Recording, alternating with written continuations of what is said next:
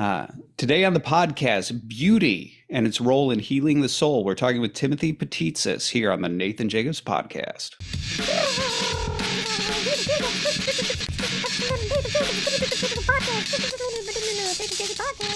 Timothy, it's good to see you.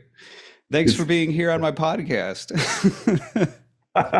yeah, it's a joy. It's an honor. Yeah. It's a nice time meeting you in London. So the yeah, Yeah, over at the ARC conference, yes, which was its own experience to be it talked was about, but maybe not here. its own thing, yeah. But Yeah.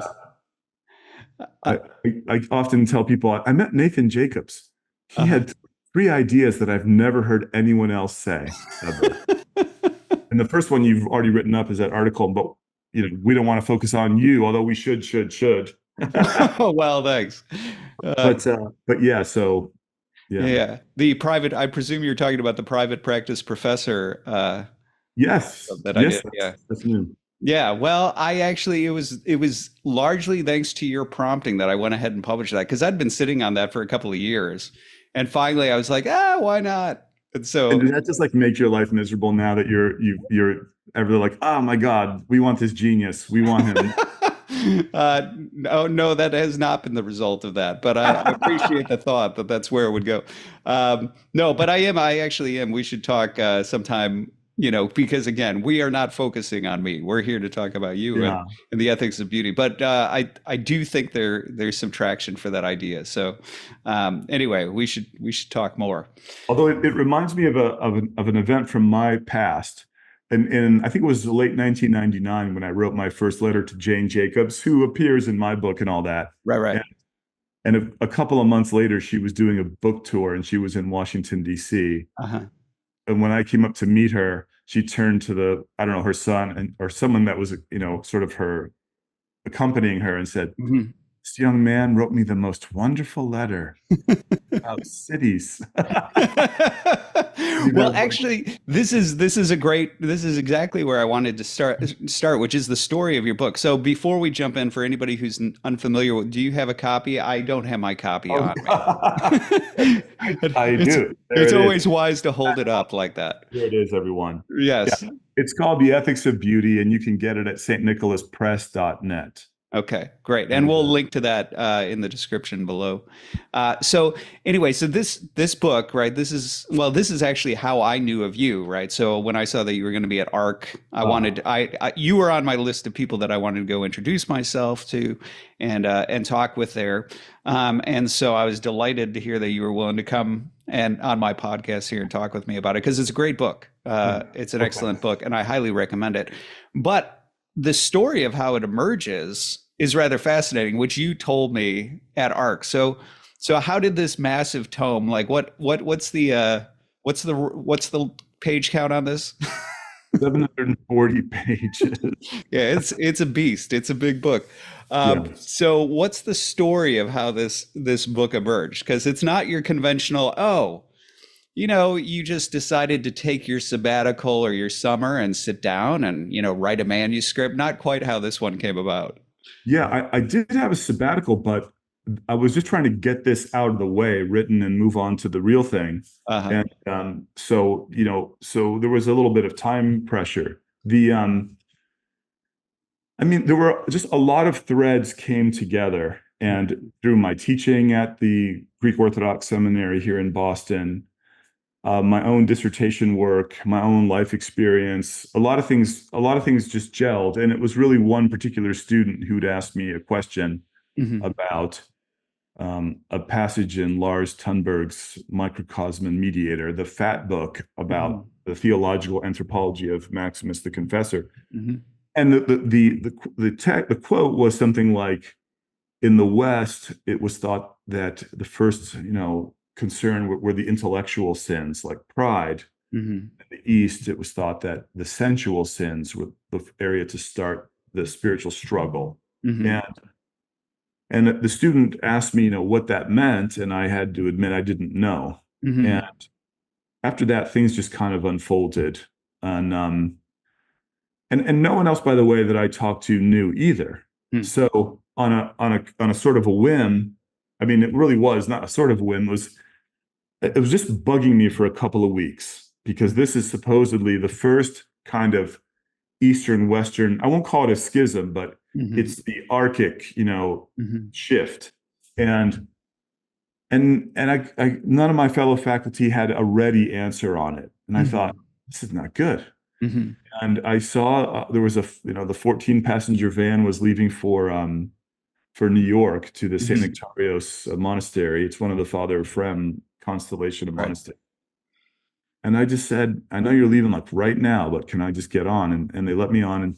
Um, and I waited till the third day there and I asked the abbot the question, like, what's the story? And then he said, well, this question is the most important question I've been asked in many years. And it's the very center of everything we do as monastics. Mm. I was like thrilled, like, hey, fantastic. And then my heart sank at the same moment, like, oh no.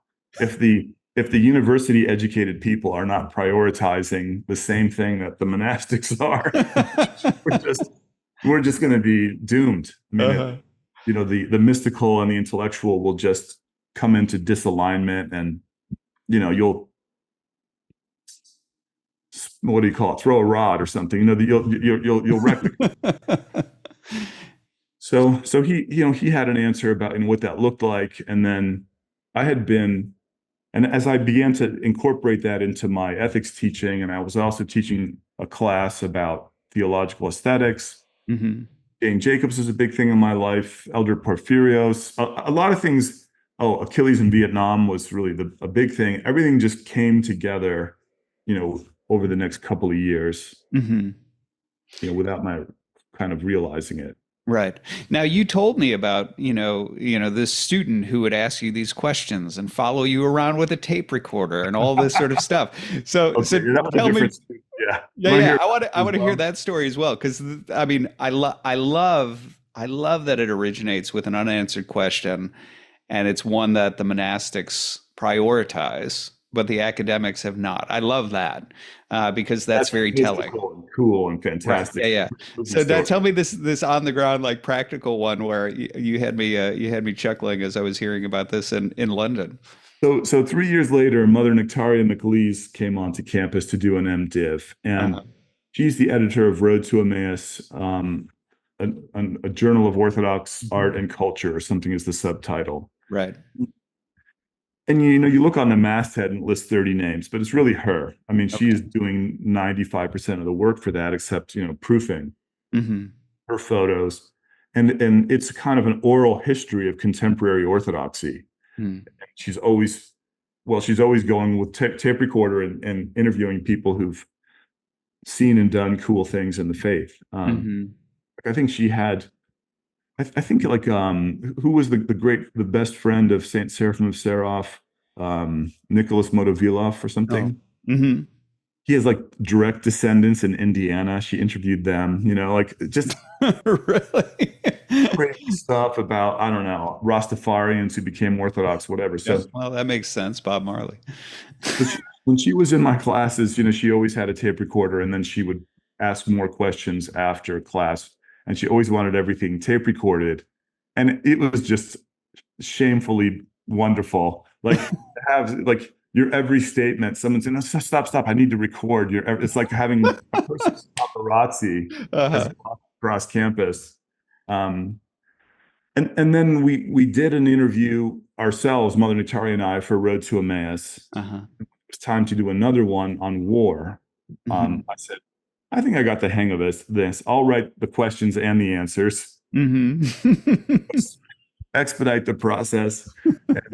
And that's how chapter one got published. The opposite of war is not peace is the title of that. And then, so we did a couple more chapters like that were appeared in the magazine Hmm. before I went on sabbatical.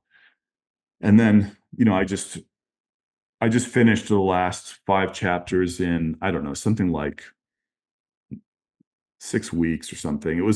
Well, And just without an outline, just on my own, 3 hours a day of writing, and they just unfolded. yeah. And when each chapter was done, I kind of knew it. And when the book was done, I knew it. Although it took many years of editing after that, but that was the process. So Mother Nectaria was always a big part of you know, just my whole thought process. And then with the editing, we worked together every day for years. I mean, Mm. almost every day, Yeah. to get it to where she thought, hey, this is coherent. You haven't said anything too scandalous or Yeah.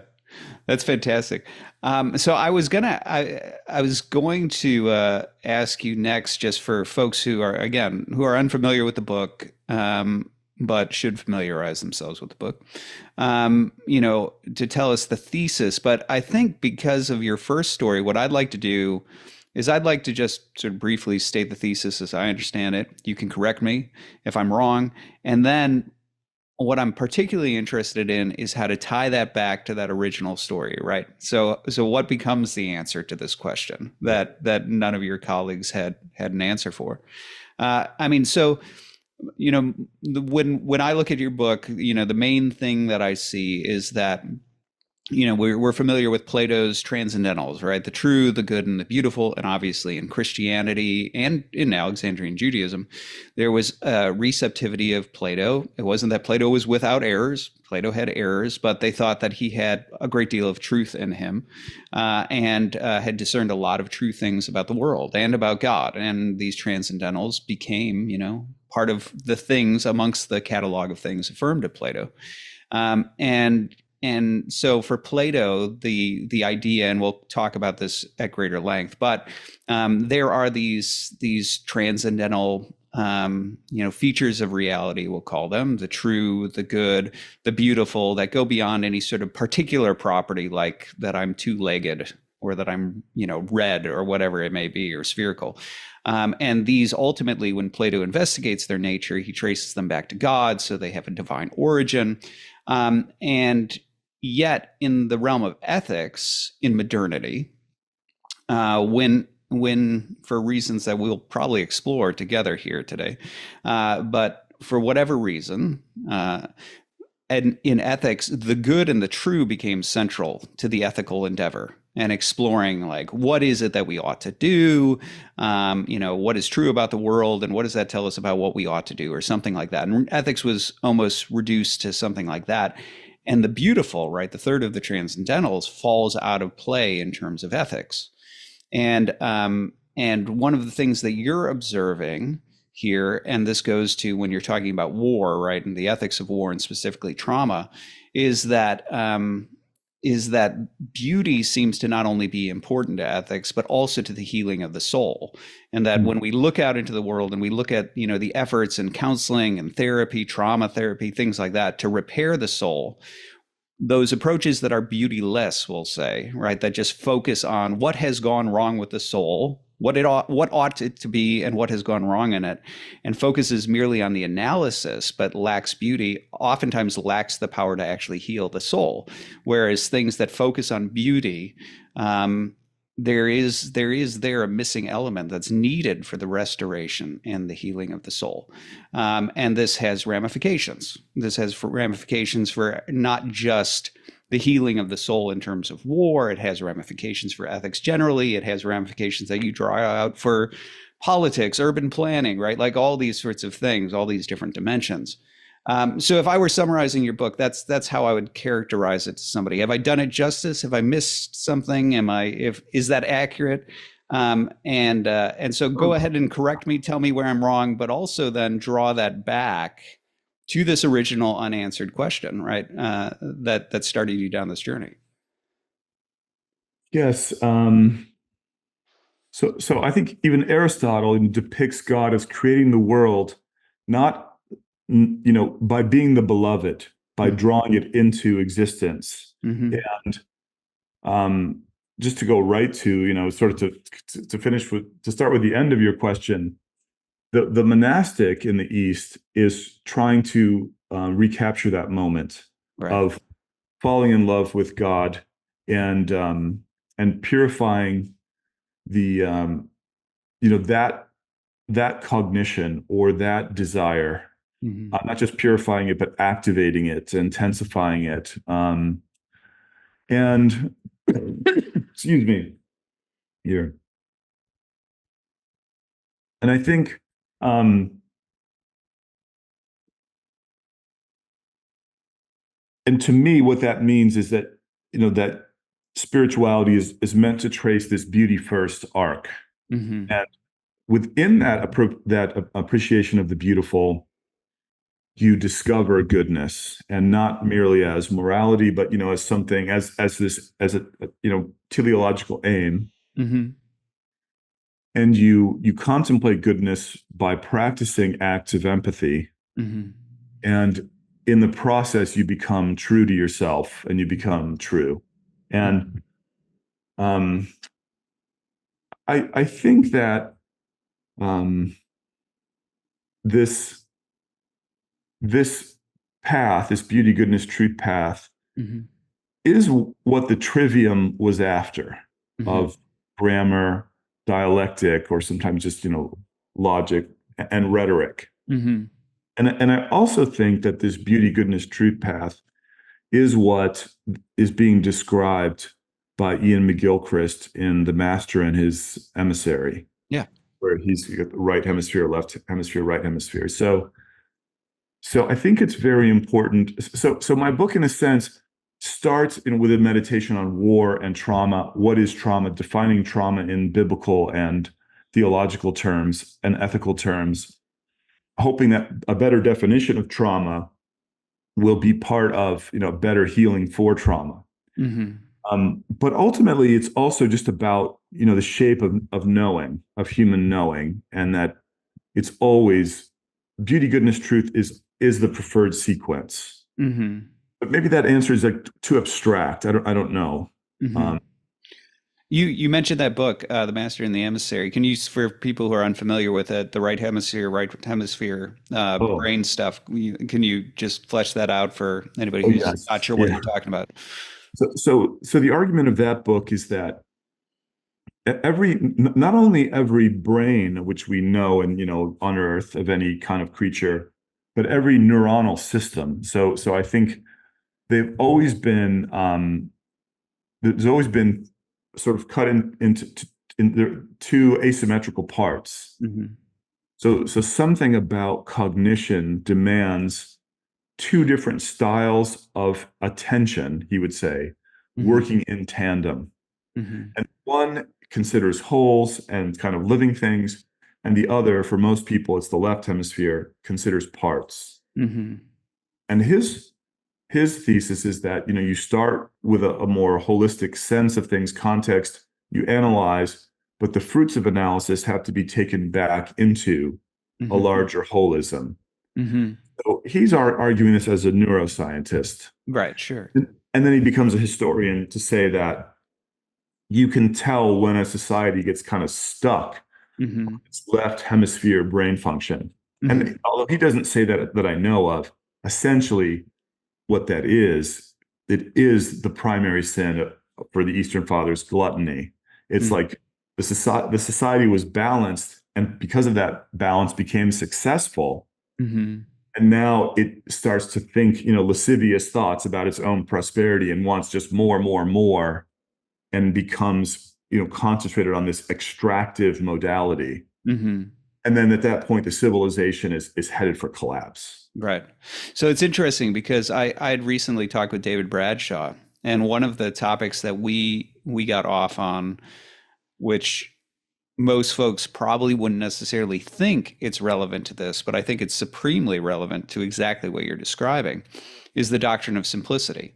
And the reason is because in the West, simplicity is more just about the fact that God is a super form, and so he doesn't have particular traits, and so all attributes are the same attribute, and it's highly metaphysical. But one of the things that we got into and started pointing out, and I had pressed David on what exactly do the Eastern Fathers mean on this, is that not only do they identify simplicity as an energy of God, they also talk about us by participation becoming simple. And I said, well, what does that even mean for us to become simple? Because it surely can't mean the metaphysical claim that we don't have parts, right? We still have a stomach and, lungs, right? Like, so what would it mean? And the answer that in the dialogue we came to, is something that sounds like it relates to exactly the sort of thing that you're hitting at, which is for the Eastern Fathers, God is the good, right? And as he articulates himself, right, he makes a world, right? All of these things are articulations of truth and goodness and beauty. Um, but there is a tendency for us as individuals to be hyper scattered, right? We see the good of all these different things and almost put them in competition, whether it's, the good of sex, or it's the good of food, or it's the good of, intellect, right? Or whatever it is. And those things oftentimes in us end up in conflict, as opposed to recognizing what Basil of Caesarea says, which is that you don't need to be taught to love God. You already do love God because God is the good and you love good things, right? The thing is that you don't recognize that all of these different goods that you chase after and seem in conflict have a common origin point, and they can be brought together in harmony. And it sounds to me like what you're describing is a harmonious understanding of the true, the good, the beautiful, the divine origin of these things, have ability to harmonize the soul and bring all of those desires together and in some kind of a balance. Whereas a hyper focus, for example, you brought up gluttony, right? A hyper focus on this one good thing is where there starts to become some sort of massive imbalance that begins to happen, which gives you some sort of excess or something like that, which manifests in these sins. Does that, I mean, is that tied in with what I'm hearing from you? Yeah, it's moving from seeing the world as a given to seeing it as a gift, Mm, or it's moving from seeing the world as like Jean-Luc Marion, like it's not seeing things as, not turning them into idols, but letting them become icons, letting them be windows to the giver. right. And and um and I think this left hemisphere fixation that's destroying us really cannot do that. It's that death grip on things. My professor at Catholic U was Eric Pearl, who wrote Theophany, and his phrase. I don't remember if he used it exactly beauty, goodness, truth, but his phrase for was a continuum of cognition. Hmm. So when I talk in my book about a beauty first way, or when I denigrate, especially in the early chapters in trauma healing, truth first methods, um, I'm partly, exaggerating to make a point, Sure. because training our ability to understand grammar and pattern and beauty and silence and simplicity in these things is already a refinement of our ability to, our cognition. Sure. So it's an intellectual act, but it's not one that necessarily is taking place only in the mind. It's taking, place more bodily as well. Hmm. So yeah, um, yeah. Yeah. So I want to talk about this aspect in particular. So talk to us again, presuming folks haven't read the book. Talk with me about some of these things that were found in terms of like the healing of the soul, right? You brought up, war, trauma therapy related to war, the sort of findings there. So what is the sort of examples, right? The data that you're looking at that says, no, beauty actually has a really significant part in pulling back together the pieces of the soul. So I mean, the principal data is just growing up in the Orthodox world. Like always as a kid, had that sense of what is this strange thing that I'm in? You know, or how do I make these two worlds? It's not just two cultures, right? It's two worlds talk to each other. Right. And so it really is an aesthesis. You develop an aesthetic sense that, like, okay, this does such and such approach does or does not feel orthodox, right? Like you Hmm. look at things and you say, okay, it just isn't somehow. But putting in that in words, for me, took writing the book, like sort of, Right. okay, what is it that? Um, but I mean, if you're looking at for data and war trauma, right? It's hard. Like people can go through the exact same things in war, and some people come away with it traumatized, and some don't, right? So Right. you have that. Um, but this sense that the society as a whole is not getting better, Mm-hmm. And I, in chapter 4, whatever it is, I knock therapy a lot, Mm-hmm. culture of therapy. And I say, it's not really just what happens in the counselor's office. If every therapist in America found Orthodox Christian Jesus tomorrow, Right. it's this cultural sense that it's a kind of desiccated Hellenism. It's like the therapist as the Socratic questioner, Uh-huh. and healing is equal to it's just an intellectual. It's knowing the good, Right. realizing your mistake, your Mm-hmm. faulty assumptions, or it's knowing is remembering. They're just these Mm-hmm. gentle questions are bringing it out of you. Learning is remembering. It's all hyper Socratic, Mm-hmm. and it just seems to me that in Orthodoxy, you have a fusion of traditions, the Roman, the Greek, and the Semitic. Uh-huh. And even though modern therapy is an attempt to recover the Semitic way of the heart, Mm-hmm.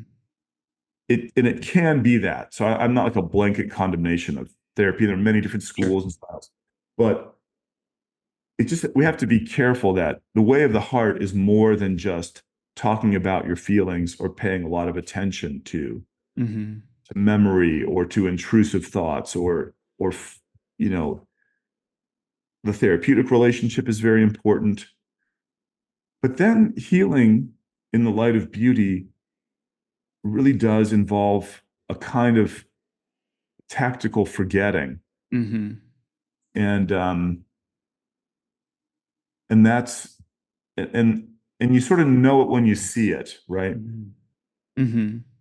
It's the mother of the passions in the East is self-love, and then the first daughter is gluttony, and then the final daughter is pride. That's Mm-hmm. the thing. So the to the extent that therapy lifts us out of the self and Mm-hmm. helps us to forget the self, then it's indicated like this is going to help us. Mm-hmm. To the extent that it returns us to the self or gets us locked in self, analysis in every situation, right? Mm-hmm. Like there's nothing more joyless than the person who's in therapy. Like it's just everything is always over analyzed. They cannot let go. Mm-hmm. Um, then this is contraindicated for what an Eastern definition of health would be. Mm-hmm. Yeah. Yeah. So I actually went through, and ironically, when I first encountered your book, I was going through for the first time trauma therapy. And I have all sorts of mixed feelings as you encountered at ARC. One of the several things that we talked about, I talked about my critiques of therapy culture and counseling generally, and the questions of in terms of whether or not counseling actually does have sort of objective metrics by which to point to certain things. Anyway, I won't go down that entire road, but I leveled a lot of critiques of therapy and counseling culture. But I was in the midst of going, well, let's try it out, right? And so I went through this entire trauma therapy thing, and one of the modalities that I got into, because one of the things I immediately learned is that not all therapists agree on what's helpful and unhelpful, right? It's largely experimentation in a lot of these different modalities. But the particular one that I was going through, they wanted you to sort of personify different, feelings or, examples of, triggers or whatever it was, right? Essentially, it was almost like family systems therapy, but you're personifying the different systems internal to yourself and your own psychology. That And sounds good, actually. That sounds nice. And I mean, it's intriguing, and it's certainly I'd be like, yeah, I'll give it a shot. Yeah, well, so the thing that I actually enjoyed about it was just the fact that because sometimes they're like, well, you should draw these characters. And I'm an artist. So I went ahead and did some really gnarly artwork related to it, which was some of my favorite that I've done, but where I personify these different things. But one of the questions that naturally started to arise, and this is where, looking at your book in tandem with that was interesting because part of the question was always, now what? And I got the impression that, the therapist I was working with, who I really liked, great guy, but it seemed to me that oftentimes with therapy, a lot of the work is just coming to self-awareness. And for myself, talking about what was going on, talking about, the internal causes, offering analysis, that was easy, right? Like for somebody like myself, very self-aware, very analytic, sitting there, going ahead and doing that, putting it into an exercise of drawing it, all that's easy for me. So I very quickly moved through those stages and was like, okay, so now what? How are you going to fix me? And that's where I got the impression, and the answer was like, well, I'm not sure, like mostly the process is the analysis. And that's where it came into very clear, sharp relief for me looking at this, that said the analytic side of this, what ought to be, right, the good, what has gone wrong, right, in terms of the ethics side of things or the brokenness of the soul.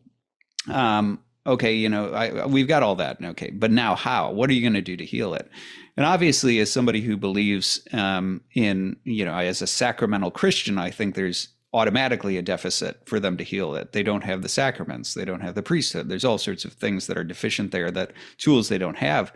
But I did find it rather striking what you were talking about in your book about the fact that beauty was one of the things that was really missing in it, because beauty offers you, something that it gives you something to look beyond that, right? As opposed to getting stuck in it. I found that that entire process had, a tendency to focus inward, right? Become hyper focused on staring at the broken pieces of your own soul, as opposed to saying, well, yes, but what's going to put it back together? What's the vision for what can be? What's the thing that pulls me out of myself and begins to offer healing?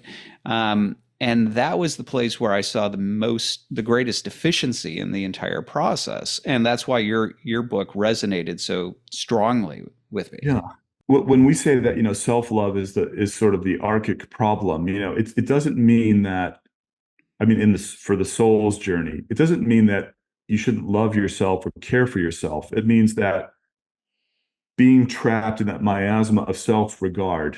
Yeah. And, it's like the baby who thinks the mother is an extension of him, Mm-hmm. of his babiness. And, that is painful as as a child, as you learn more and more that Mm-hmm. this thing can hurt me and this person can say no. And, that just is part of growing up to encounter the true otherness of others. And so, but I do kind of feel like psychology is your mom, ethics is your dad, and spirituality is Christ. Mm-hmm. And so I really do, I understand, that there's something about that womb of the therapeutic relationship and someone who has so much time just for you. That, and if you didn't have that as a kid, or as an infant even, or if you just need topped off a little bit, Right. I think it's great. But then, you have to move on to your dad and ethics, and someone just say, son, the world doesn't really care about you and your feelings and about your intentions and your best intentions. It just cares about results. And now, we're going to have to do X, Y, and Z thing. Mm-hmm. But that's limited too. Yes. You beyond that is the Holy Spirit and some other path, that I think, combines the masculine and the feminine, in some balance and transcends them and all that. So, yeah. So I probably would phrase that chapter a little more mildly today Uh-huh. than, but I think I had just read Bessel van der Kolk's The Body Keeps the Score. Man, that guy, he just holds nothing back. And his concern is that therapy can by asking you to talk much at all about the traumatic experience Mm-hmm. actually is reinforcing its hold over you hormonally and chemically. Right. It's and I think that seems to me right. Mm-hmm. And so not that you never talk about these things, but it's very careful. Mm-hmm. And then what is therapy in the end? If it is going to be mom, why shouldn't it be more beauty? Why is it so much analysis? Mm-hmm. Like that sounds to me more like, the dad phase or ethics. Right. Why has ethics I'm in the book, I'm complaining that psychology has pushed aside ethics as the guide to the soul. Hmm. But in reality, in another sense, it's ethics that has totally inhabited and zombified um, uh, psychology Right. because it's so analytical and it's so dependent on some kind of cognitive understanding.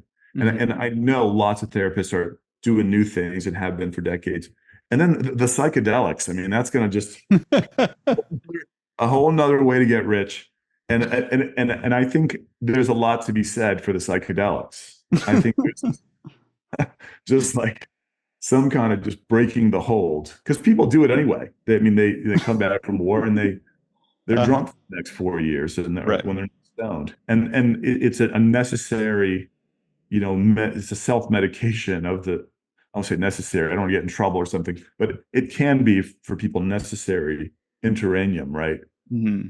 Yeah. And so, Yeah. So I resonate with this, therapy is your mom, ethics is your dad. Um, especially if your dad is Kant, right? So, so, um, it's interesting because some of the things that we're touching on here, they remind me of some of the more recent critiques from, Abigail Schreier just had a new book related to therapy where there's some of these sure. critiques about the fact that, kids more and more are getting sort of in the stagnant place of being, because they're sort of living in what you've called the mom phase, right? Where they're just focused. There's an internal focusing on all this sort of insecurities, on the anxiety, on all these sorts of things. And there's this perpetual sort of turning inward and the validation of that turning inward without, at least, Schreier seems to think that what's kind of missing is the dad to come along who says, like, okay, yeah, I know it's scary, but you just need to do it. Or, it's time to grow up or all these sorts of things.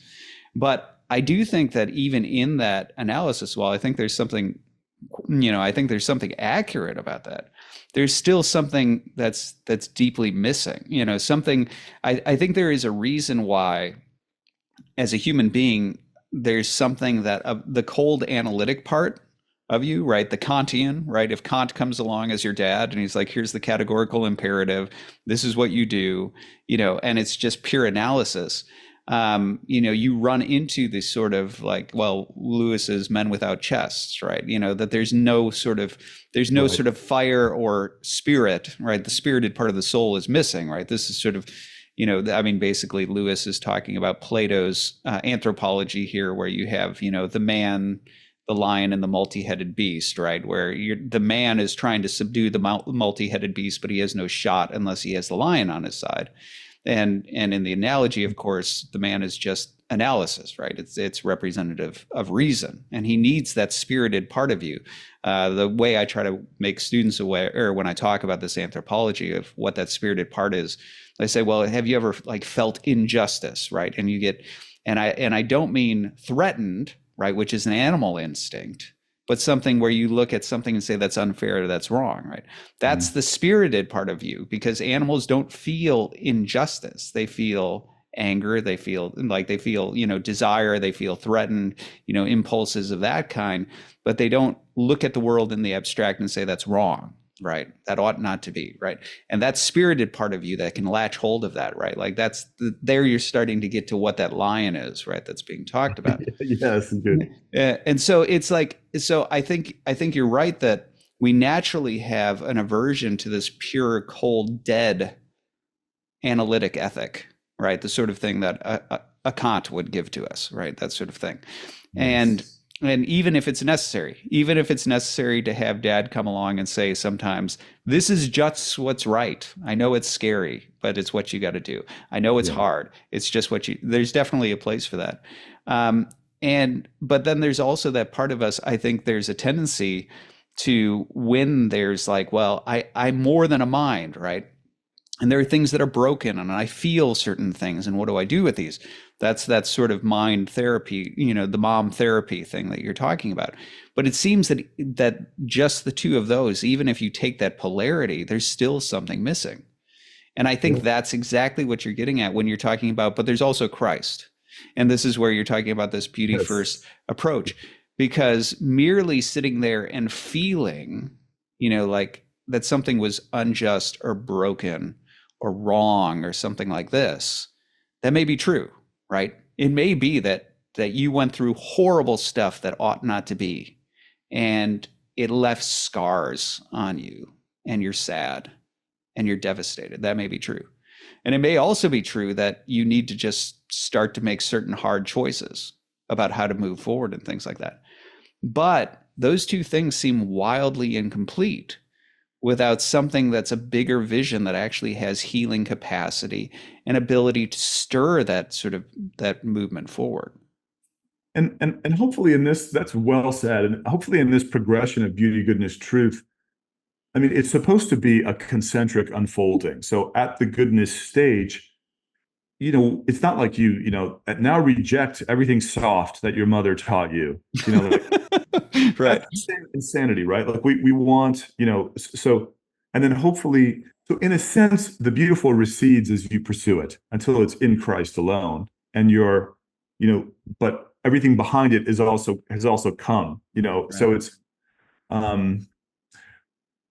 um, I just a little story. I was doing a talk somewhere and about something else, but someone said, "Hey, I was I don't know, special forces in Afghanistan, blah blah blah. I came back, and the trauma messed me up, Mm-hmm. and I kept trying to tell my priest, and I didn't have the words to put it in words, and he didn't know what I was talking about. Mm-hmm.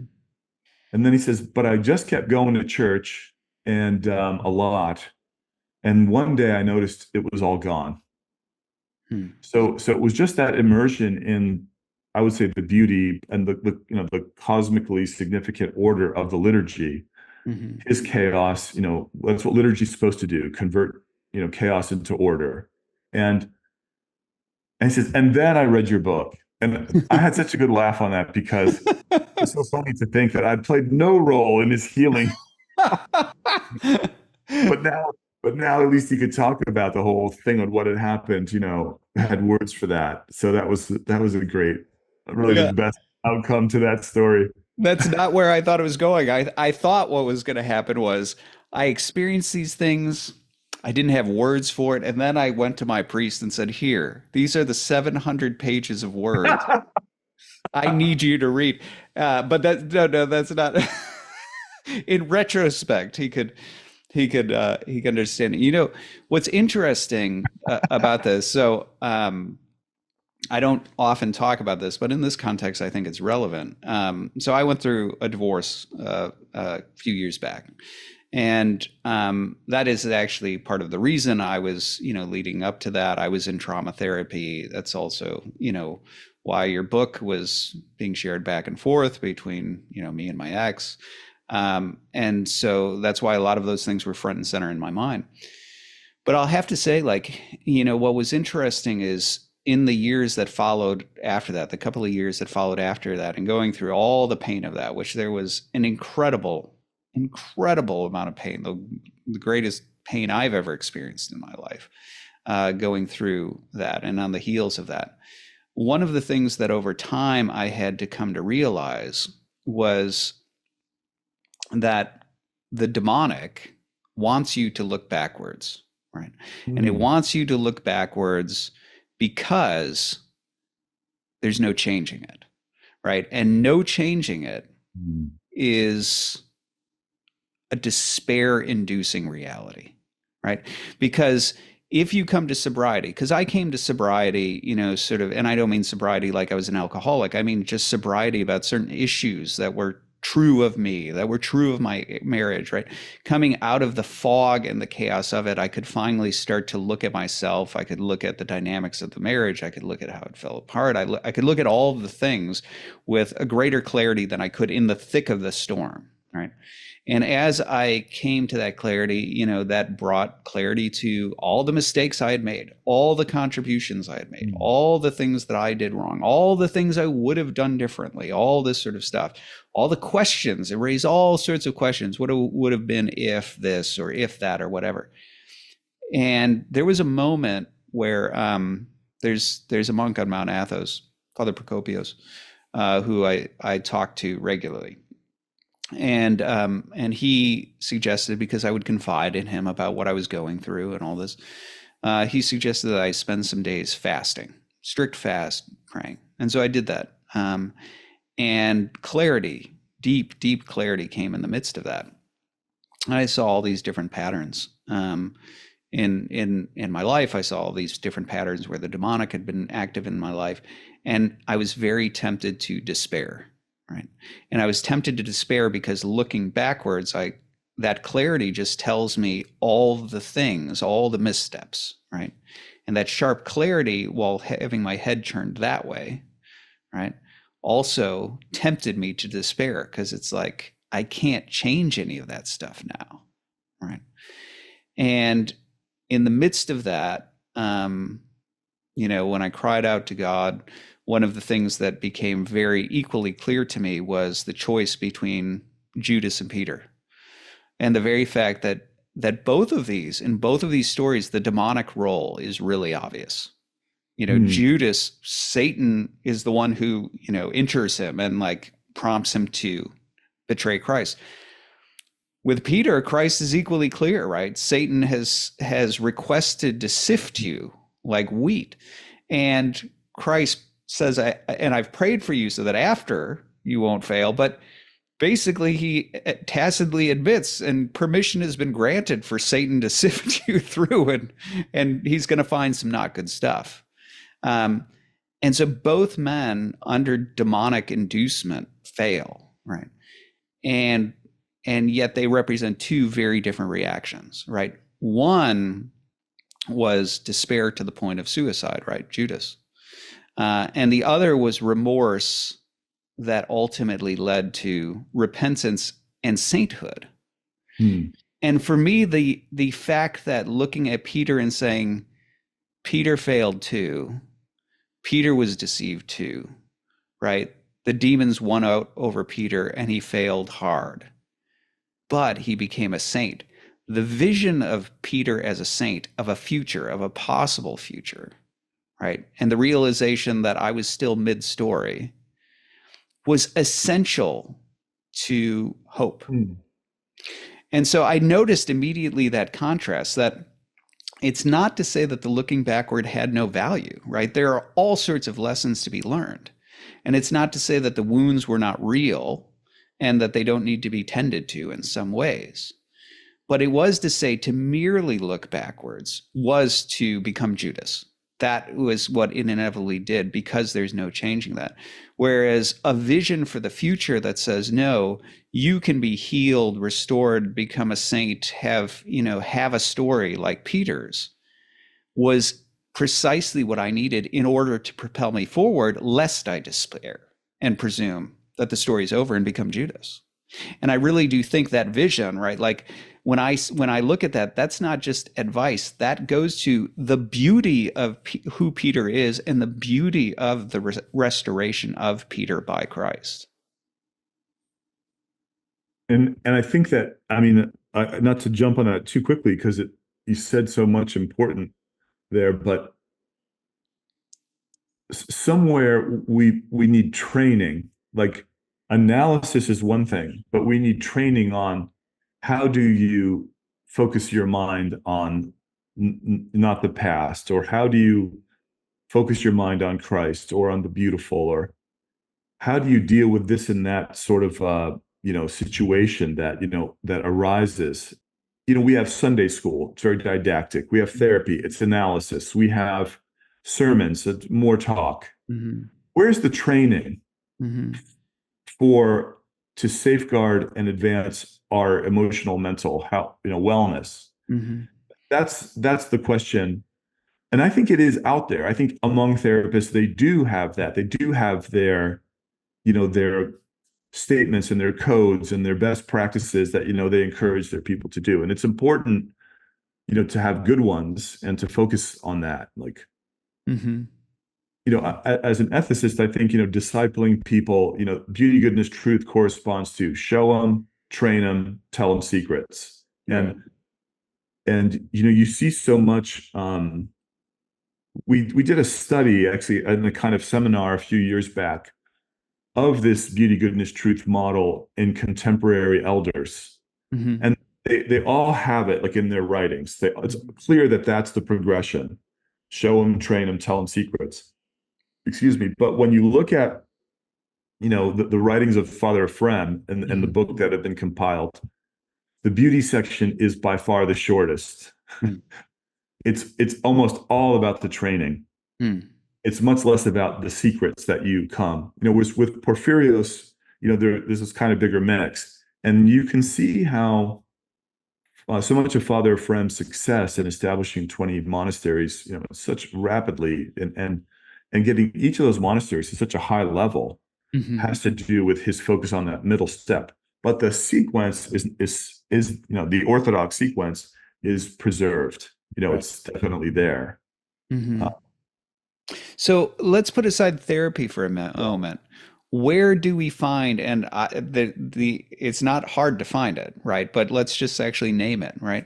Like where in the Orthodox experience of healing the soul do we find the beauty? Because obviously there's plenty of truth, right? We have the theological stuff, right? But and we have the ethics, right? We've got the goodness in that sense of the word. So that's there, right? Do these things, don't do these things, that sort of guidance. We have the doctrines, these things are true, and so on. This is how you should see the world. But the beauty element, where do you see it? Where do you find it in orthodoxy where it's playing a part in the healing of the soul? Because I think it's everywhere, but for folks who maybe aren't familiar with Eastern Orthodoxy or unfamiliar with what the Orthodox life might look like or something like that, where do you see it in that? Let's look at that as an incarnation of, something that prioritizes beauty in the healing of the soul. Where would we see it there? synonyms for beauty are grammar, theophany, surprise. Those are three synonyms. Gift is another one. So, um, to be surprised by the goodness around us, right, Mm. is like to cultivate that sense of surprise. Used to call that gratitude, right?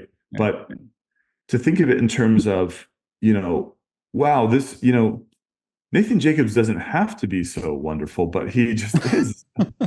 It's a fantastic thing. I met a stranger and wow. And so to cultivate within that a capacity to be surprised, right, is so foundational. Mm. Um, Theophany, to see whether it's, let's say it's just an insight, so it's really very truthy or very moralistically, goodness, to see it as theophany, as a revelation of God, puts it back into that mode of beauty. um, Grammar, to see kind of the patterns of that are present, between and among, the lives of saints or the life of the church.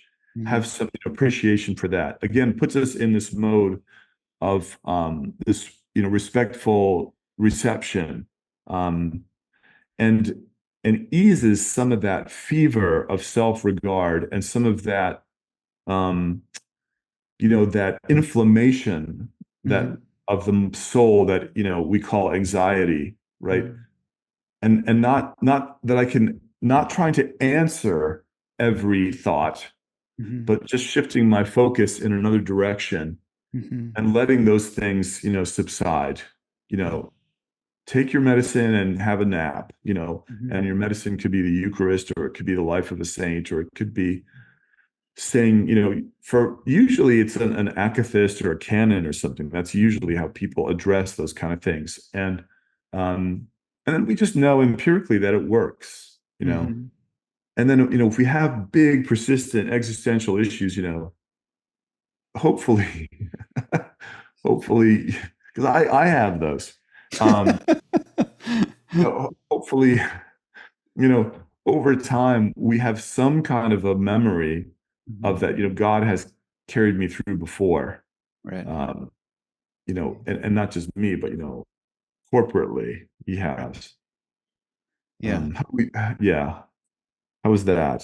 Is No, that, I think it's great. I mean, I can't help but like as you I love the notion of, surprise, um and theophany, especially because those have been so pivotal to me. I mean, I will say that there was a certain sense amongst the long list of regrets that I have in terms of mistakes that I've made in the past. One of those is letting certain being so focused actually on certain issues that I have, right? Certain hangups I have, certain pain I have, whatever it is, that I'm missing these small theophanies that are right in front of me. And one of those, just to pick an example, is my kids.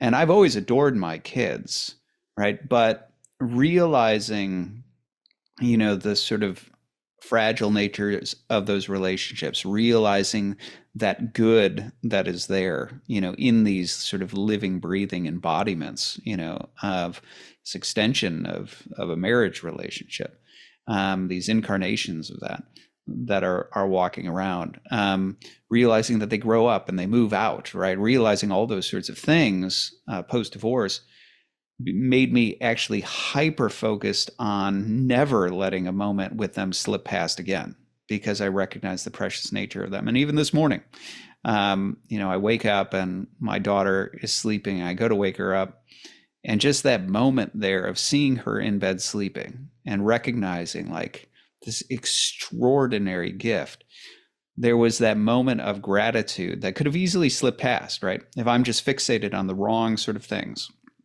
or I'm fixated on my own pain, or I'm fixated on my own anxieties or my own stresses or whatever, there's this radiating moment of looking at, her with this surprise of this gift, right? And recognizing, the beauty and the goodness of this child that's here, in my life right now, in that bed where I get to take a glimpse at her. And the sort of surprise, right? Surprise by joy, if you're using Lewis, right? But the gift of that, and seeing her as this miniature theophany, right? As this small glimpse into the goodness and the wisdom and the beauty of God. I think those things that becomes healing to the soul, right? It becomes focusing on the soul. It pulls you out of all those things that you could turn inward and become hyper fixated on, and turns you out toward that. And I think in terms of the Orthodox Church, I think you're right when you say whether it's the Eucharist or it's the life of a saint or whatever. I mean, the obvious thing Orthodoxy is filled with, architectural, aesthetics and, artwork and music and all these things that are deeply, deeply enchanting, right? That draw us in.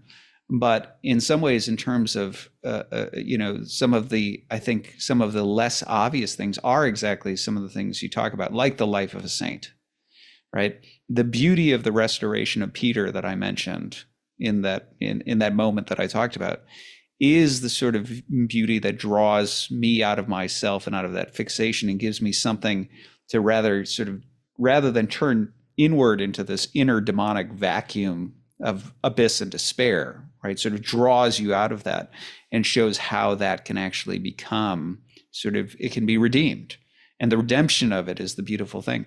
And I really do think that is a pivotal feature of the healing of the soul, and the sort of beauty first approach that you're talking about, is the fact that so much of how we look at, the problem of evil, and we look at, our own issues and how we address those, is the picture of redemption, the beauty of redemption, the fact that God enters into, the broken and fallen world, that it's incarnational, that he takes that upon himself, that he draws it out, and he turns the ugliest things like crucifixion into pictures of redemption. He goes into a place like Hades and transforms it, into a place of light, and all these sorts of things like that.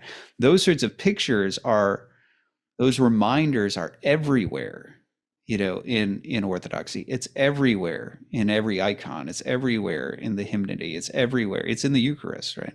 It's in all these different places.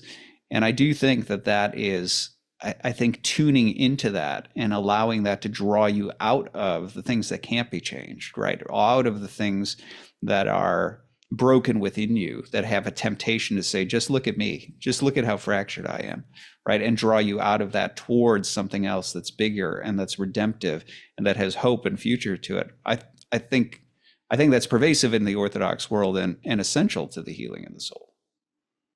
And there's something about, say syllogistic reasoning, because it's still within that empire of might, of force. 2 + 2 must equal 4, or if, Mhm. all the operations are forced. They follow law. And to think not just syllogistically and analytically about ourselves and our past, but Right. to begin to think in terms of surprise. And information theory tells us, that information is surprise. And it's all the calculating we do, in a sense, is a lower form of information. And it's not, we can't let it have the final word about the self, which is made in the image of God, is an icon, in other words, of this inexhaustible reality that is God. And so syllogistic conclusions about yourself, it's like you're putting yourself in a cage that you can never hold you, will just injure you to try to, conform to that.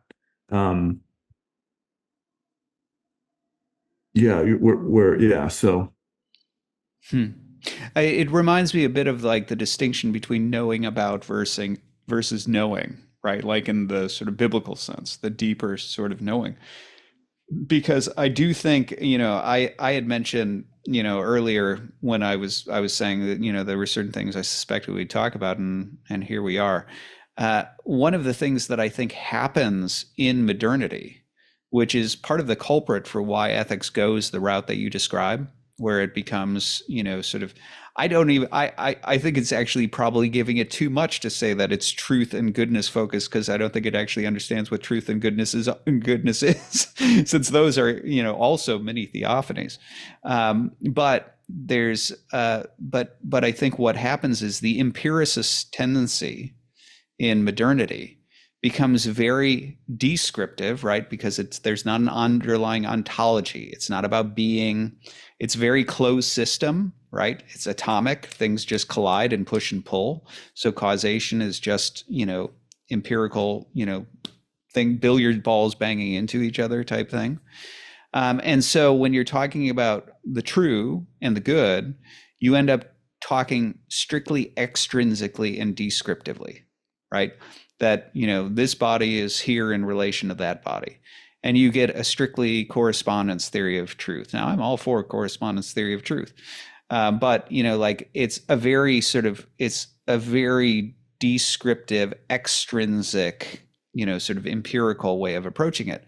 And even if you could say, well, the empiricists weren't the only ones around in modernity, you also had the rationalists, right? But they were also just doing syllogistic descriptions, subjects and predicates. And the ontology, right, the underlying notion of being, and this much more robust picture of reality that you have in the earlier realist traditions starts to get pushed to the side, goes out of vogue. And yet I think the reason, I think for that reason, then what happens is goodness becomes reduced to, in this sort of modern sense, goodness becomes reduced to a desirable state of affairs, right? Or a state of affairs that are the way that we think, would be, best, or whatever it may be. It becomes purely extrinsic. And even truth becomes an accurate description of a certain state of affairs or something like that. And so ethics, this is what paves the way for people like Kant to just sort of do a categorical imperative, or utilitarianism, where they're just sort of assessing whether you find the outcome to be pleasant or unpleasant. And you get this sort of harsh, extrinsic, descriptive, analytic approach to ethics, as opposed to recognizing that the true and the good, that there is a participation in these sorts of things. Okay, And this is where I think beauty oftentimes, I think this happens with all the transcendentals. So us put aside for a minute that beauty falls out of vogue in terms of ethics. It also becomes misunderstood as if it's an equivalent for pretty, or I like it, right? As if it's just, subjectively pleasing, as opposed to something much, much more robust and divine and transcendent. And so I think in many ways, you not only end up losing the tether to beauty, right, in ethics, but I think you get a highly truncated form of truth and goodness as well, as opposed to recognizing when you look at Plato and you look at Plato's understanding of goodness, right? Goodness is ultimately participatory, right? Like there is a certain, you brought up teleology earlier.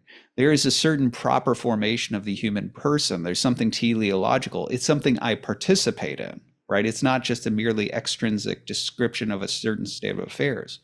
And same with truth, right? Truth, even if you go with a correspondence theory, right, where it's to say of that which is that it is true, and to say of that which is not is, that it's not, or say of that which is that it is not is false, right? If you go with like an Aristotelian correspondence theory of truth, even still, in terms of what is, it's ultimately participatory. It has to do with being. It has to do with what I am.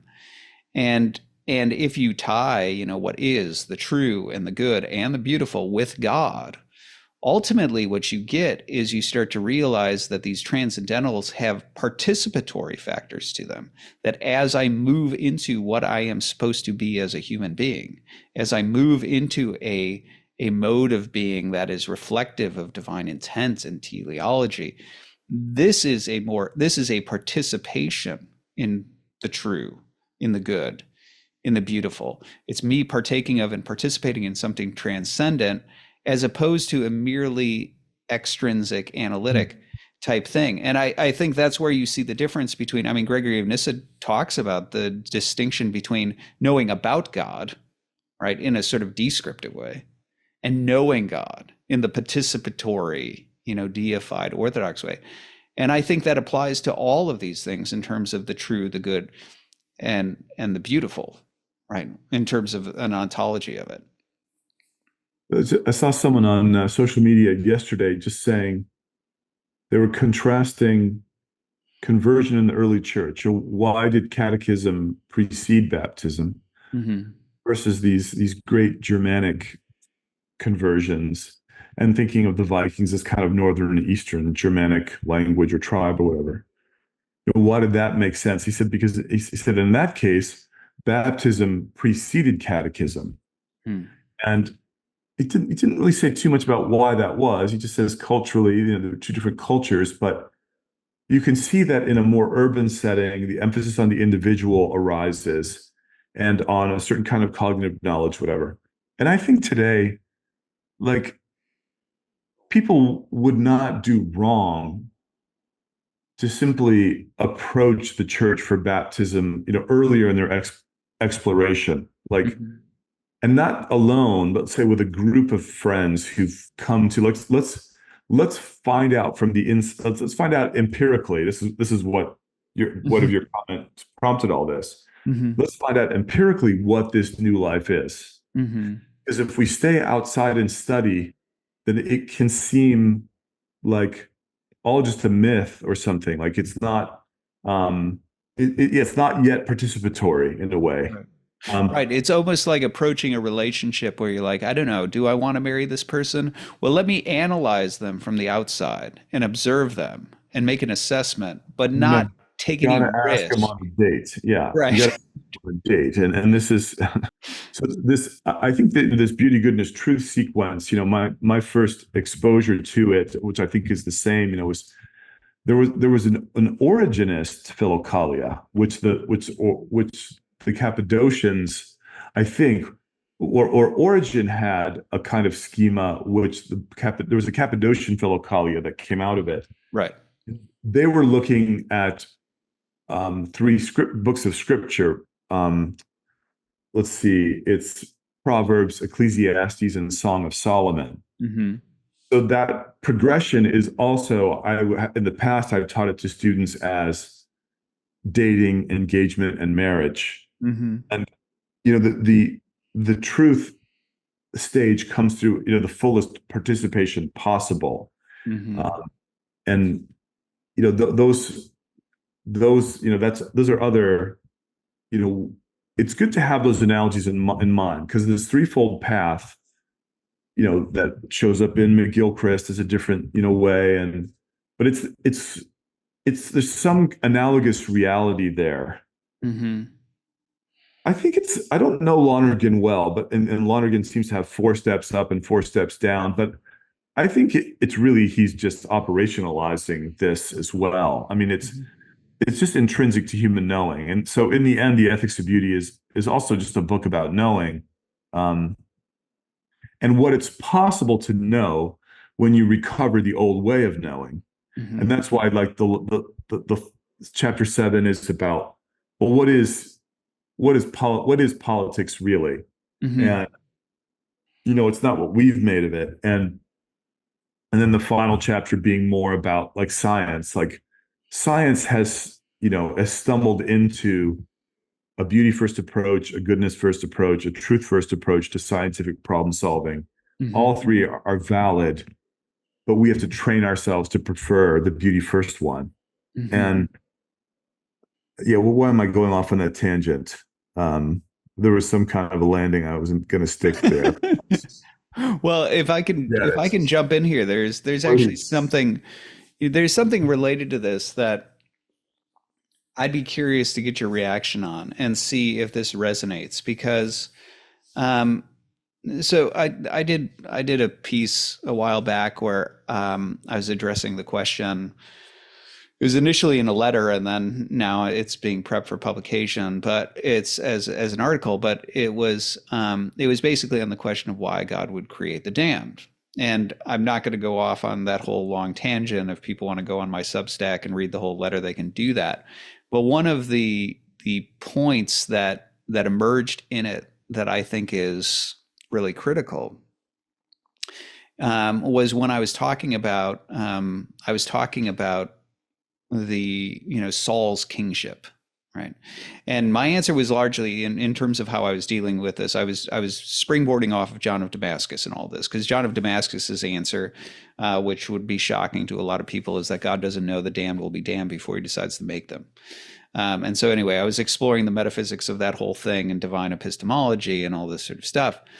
But when exploring all the different possible, dimensions of the question, one of the things that emerges in that discussion is just the fact that we have a tendency to focus on outcomes, on states of affairs, and I don't think God does. And so I pointed out, for example, that with Saul, I actually drew not from an Eastern father, but from Tertullian, right? Latin writer who's not even a church father.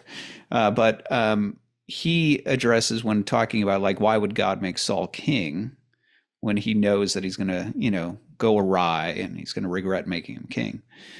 And Tertullian's answer is fascinating, right? Which is that, he suggests that basically Saul was a good choice for king, and it would be unjust for God to not make him king based on some future failing that he hasn't yet committed and won't commit if he doesn't do this, right? Basically, Spielberg's Minority Report, right, where you're imprisoning people for future crimes that they haven't committed, sort of thing, right? And Yes. and Tertullian makes a justice claim, but one of the things that in that discussion I highlight that I think is very real is that you and I and most human beings, what we struggle with when we assess things, when we look at questions, and I think I am going to circle back here to how this relates to the healing of the soul and counseling and all this, is we have a tendency to look at outcomes, right? When we ask, is this a good person to marry, right?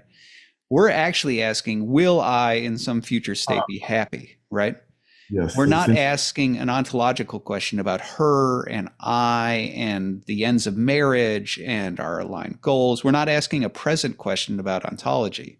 We're asking a future outcome question. We're sort of being de facto utilitarians, right? Yes. When we ask a question about a king, right, like with Saul, right, we're saying, yeah, but is he going to do the thing we want? Is it going to get us the outcome that we want as a nation?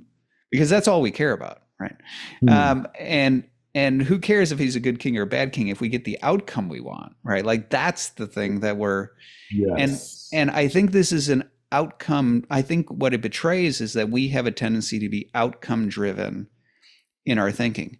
And I'll circle back to what, when I was I, talking. Yeah, yeah. I have two stories about that, so don't let me forget them. Yeah, Okay, go. I will ask you specifically, but I'll draw this into the story that I told earlier, where you brought up Elder Porphyrios, right? He was reading him was really important in terms of some of the healing that I went through. Because when I talked about like this sort of demonic tendency to look backwards and things like that, one of the insights that emerged from reading him was realizing that in terms of looking backwards and what I might have done differently and all these sorts of things, I was still outcome driven in my thinking. I was like, if I had stepped differently here, if I had done this thing here, if I made this choice rather than that choice, what would be the circumstance I was in? As Yes. opposed to what Elder Porphyrius was focused on, which is that God is interested in what you become, right? That's the outcome. There's this ontology.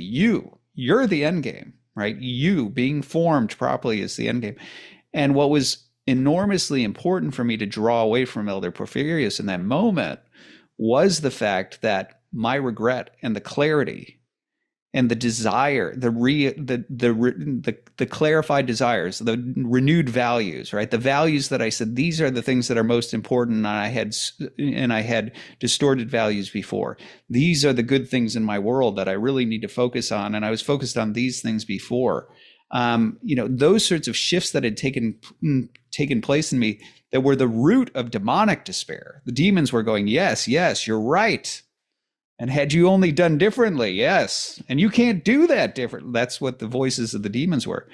Yeah. But what Elder Porphyrios, what I really sort of heard him saying to me in those moments was, yes, and it's good that you now see that.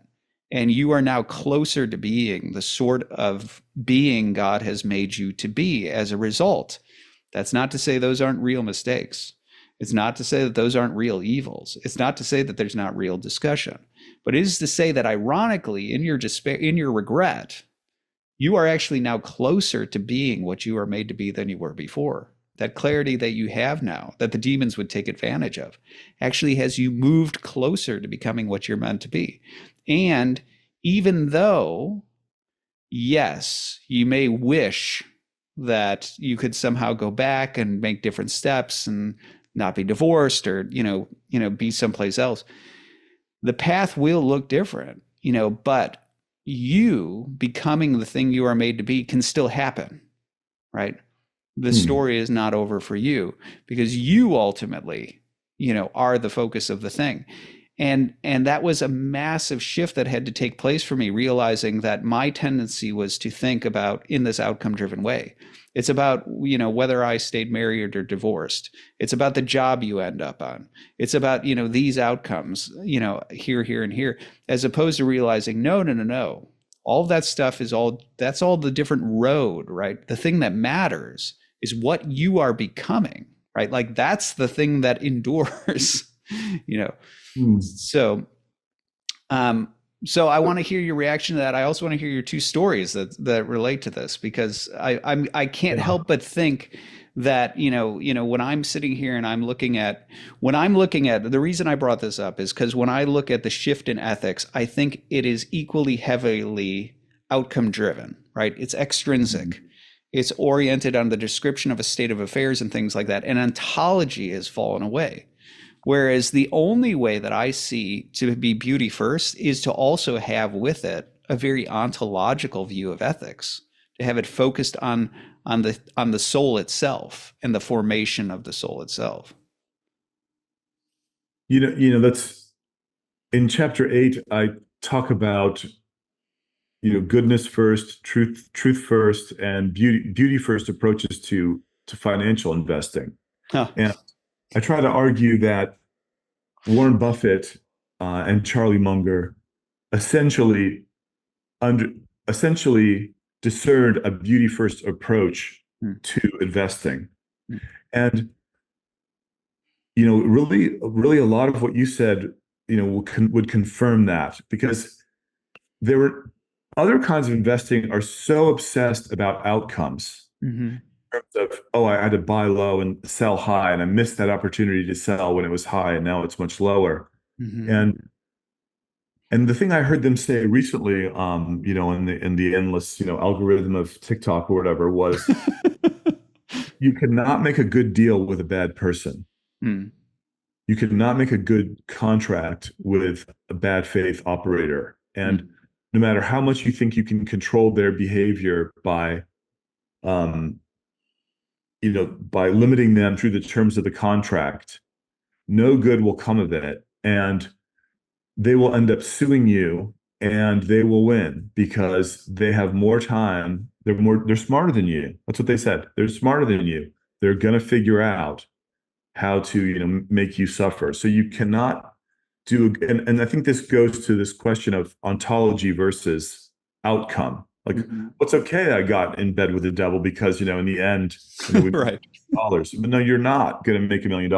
So or you will, but it'll be so many negative things that come out of it. Hmm. Um, and I think this is true as well. This thing too, like it sounds very parallel to what you're saying. Like Hmm. the issue is not I could have stayed the same person, but just done something differently. Right. Rewritten the terms of the contract. Right. The problem was me. It Hmm. wasn't merely my choice. It was the me that chose that. Right. Um, and the other story that reminds me of, 2 years ago, Dr. Paul Farmer died tragically young. He was 61, 62 years old, and he was the greatest living man in Boston. And Mm. for sure, I think this is the case. And he devoted his whole life to medical philanthropy in far-flung corners of the world. Hmm. And the best book about him is called Mountains Beyond Mountains. And there's a story late in the book about his organization, Partners in Health, spending a ton of money to Hmm. save one kid, John, aged 8 or whatever, who had some kind of throat cancer, and life flighting him from Haiti, Hmm. to Boston, where he ultimately died anyway. Hmm. And people in the organization started saying, why do we spend all that money on that one case? Yeah. We could have done so much more good. And and Farmer is finally approached, by the author of the book about this question. And Farmer says, yeah, but when we put him on that plane, we didn't know it was inoperable cancer. We didn't know yet Hmm. what the outcome was. Yeah. And then he goes on to say, but I'm very troubled that there are people in this organization who think that way. Hmm.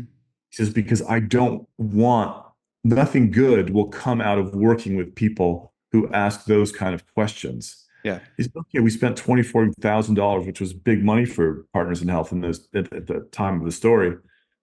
Um, but he says, but what about all the other things that society spent $24,000 on? Why aren't they questioning that? Hmm. Yeah. And so yeah, both those seem like good story kind of, the one, I think Paul Farmer will become a Catholic saint someday. At least Mm. I am, as an Orthodox Christian, lobbying for this. I've been laying seeds in public, breadcrumbs in public discussions. Should be moved along in that direction. But yeah, that question of the person, you know, and their ontological worth. He said elsewhere, he said, the root of all our problems today is the notion that some people matter more than others, and that really is that, that some people are just a statistic to us. Yeah. But a question for you though. So in what you're saying, does virtue ethics handle the issue then? Like, is that a sufficiently strong return to ontology? And So, I mean, look, I'm favorable toward virtue ethics, right? Like, and so for anybody who doesn't know what virtue ethics is, right? Like, rather than going with this highly Kantian analytic type thing, it's this emphasis on virtue and the sort of formation of virtue as, in the Aristotelian sense, right? As a recovery of that. And I think there's a lot to virtue ethics. Like I think there's a lot to virtue epistemology, right? I think it's true that, how well we can discern the good and right and wrong, uh, is in some ways proportionate to our own goodness, right? Just like as an artist, right? The better I get as an artist, the more clearly I can see art, the more clearly I can see good from bad. Better I get as a musician, the more clearly I can discern who is good and bad musicians. So I think there's a reciprocity in terms of the ontology of knowing something and being.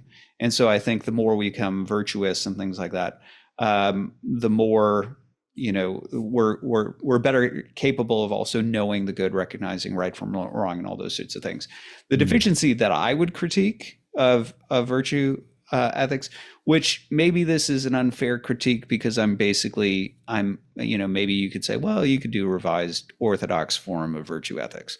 But my issue is that, traditional Aristotelian sort of virtue ethics, virtue is, formed by, you sort of by habit, right? It is a natural, it is basically the idea that by repetition of doing the good, I start to form, I start to nurture that moral potential into actuality. It becomes concretely real. And so in this sense, I form a moral disposition over time where I become good, right? As opposed to just doing punctuated instances of good. And I think it's valuable that people start to think in terms of ontology and the formation of the self in ethical ways. The critique I would have would be the underlying metaphysics. And so when I look at, Aristotelian, obviously there's the Christian critique in general of Aristotelian ethics that says, well, there's a need for grace. Right. And so in the Latin West, this is where you have in the Augustinian tradition, you have the idea that somehow the underlying affections or loves of the person are disordered in a natural state. They can't be properly ordered unless divine assistance comes in, right? Nature is incomplete without the aid of grace. And so God zaps you or provides grace, right? And sort of helps fix those order of loves. And if you're in a Catholic tradition, enables you to do works that are meritorious before God unto salvation. If you're in a Protestant tradition, he helps you have saving faith. And then over time, you sort of get better, but not get better. But putting aside that, the critique I would have is actually the underlying ontology of it, on both the sort of pure Aristotelian form and in the Latin Christian reception of it. Because I think in the Eastern Fathers, you find people like Gregory of Nyssa who say things like Christ is virtue, capital V, right? So it's not just the true and the good and the beautiful, right? There is this presumption that virtue itself is Christ, right? And that there is no natural capacity for virtue. So it's not as if there is a capacity of nature that then God comes in and sort of gives a little super assistance to, or something like that. For the Eastern Fathers, I think they would have a totally different anthropology. My understanding of them, and I don't want to take us too far in the weeds, but you asked, Timothy, so I'm gonna answer. I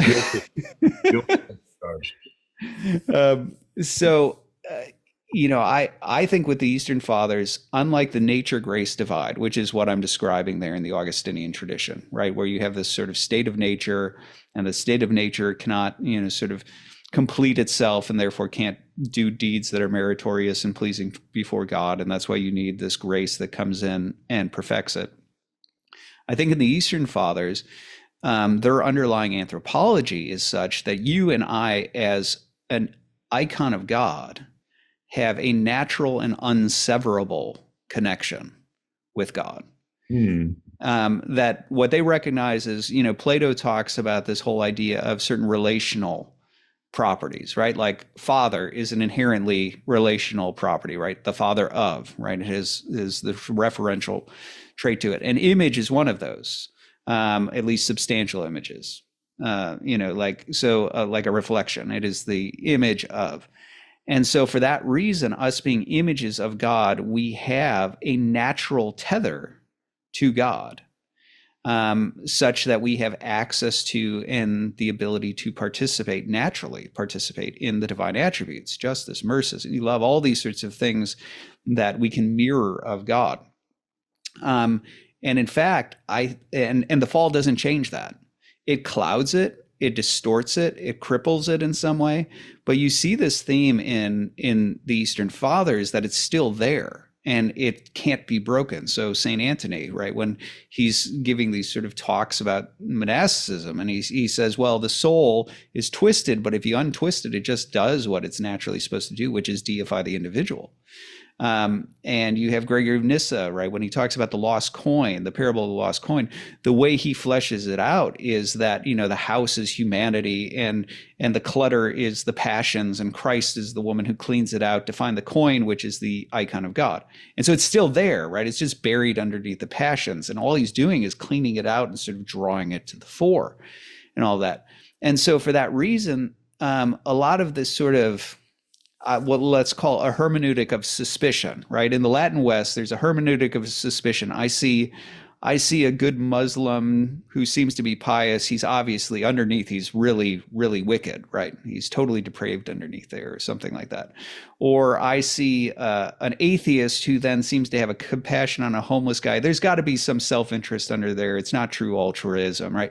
Like there's this need to say that there is sort of this broken, distorted depravity underneath it, such that goodness isn't really good. Right? Virtue isn't really virtue. But in the Eastern Fathers, I don't think that's actually true, because I think they think that all of these sorts of things like love and mercy and justice and all the ways in which we mirror God through ordinary acts actually are a participation in God, that those are inherently divine. And so, yes, of course, there is this sort of like, there is a difference between the sort of participation in the divine energies through the sacraments and that sort of restorative process that happens within the church, but the connection with God, and therefore the connection with grace, the natural unseverable connection with God himself, and the ability to mirror and thereby participate in God, is something that is sort of just innate in human nature. One way we might put it is, it's not to say that grace is not supernatural, but it is to say that our connection with grace is absolutely natural, right? I think, it seems like, in general, the idea is we want a Chalcedonian and not a Nestorian anthropology. That's a good way to put it. But in terms of it, and then it's interesting that, for Maximus, there's the being, the well-being, and the ever-being, and Right. well-being is granted through the sacraments, and ever-being is, well, through the sacraments and through ascetic struggle, and ever-being is granted, only in the next life. Mm-hmm. And I think it's interesting how often when we attempt to be good, Mm-hmm. we rely so much on our own power. Mm-hmm. We don't walk by faith, or however you put it, that God permits us to stumble and do the wrong thing because we're pushing ourselves. We're becoming, practically speaking, Nestorians. Yeah, fair enough. By trying to do things in that way. And again, it's like, and even if it is an outcome, like there's a kind of there's a narcissist, an ethical narcissism. I want to admire myself as the person who chooses well, or who does virtuous things, or who is has these virtues. Yeah. No, so I do think so.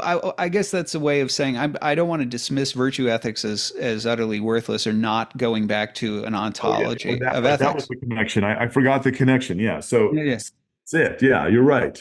But it has that limitation. Yeah. Or with that proviso, it's okay. Yeah. So I would say, like, if you were a pure Aristotelian virtue ethicist, yes, you're focused on ontology, you're moving in the right direction, but obviously Christianity, East and West, would critique Aristotle's purely natural view of ethics.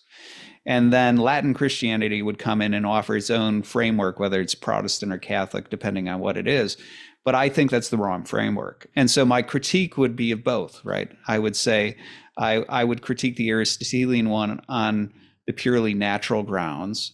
And then I'd critique the Latin one on the nature-grace divide grounds and suggest that there is a different, sort of, as you put it, a Chalcedonian, not a Nestorian anthropology that provides you, the sort of right framework for understanding it.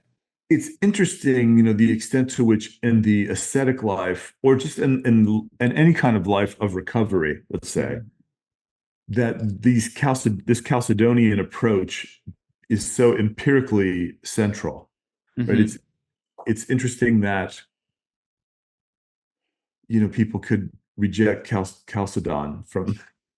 Well, so I know exactly what you mean when you say Chalcedonian versus Nestorian, but do you want to like give for folks who maybe aren't Oh, familiar with that? You don't have to give a whole history, obviously, of Chalcedon no. versus like Nestorianism, but like what that's shorthand for. I guess the Nestorian is this idea that, that human nature in this context is sort of is fine the way it is, and then grace gets added, just sort of makes it a little bit more. It's a nice icing on the cake or something. Mhm. But in this Chalcedonian model, I think maybe an evangelical Christian would understand it as, that everything we do involves grace on some level. Mhm. And it can never be, there is no sort of us outside of that. Right. Um, but but then what you've said that, really goes beyond that is to say that, that your connection to this supernatural grace is natural because you are made in God's image. There isn't a Calvinist sense that that can be severed ever. Mhm. And Right. it's just always there. And I think um certainly when I was writing the book, I remember thinking that more vividly than ever before in my life that the answer to my prayer Mhm. to God to help me finish writing my book, this is in, on sabbatical itself, the Mhm. answer that God was answering that prayer as I got up every morning and did my 3 hours and logged it. Like, Right. it wasn't certainly a confusion of God and me, but it was definitely, there was no division. Yeah.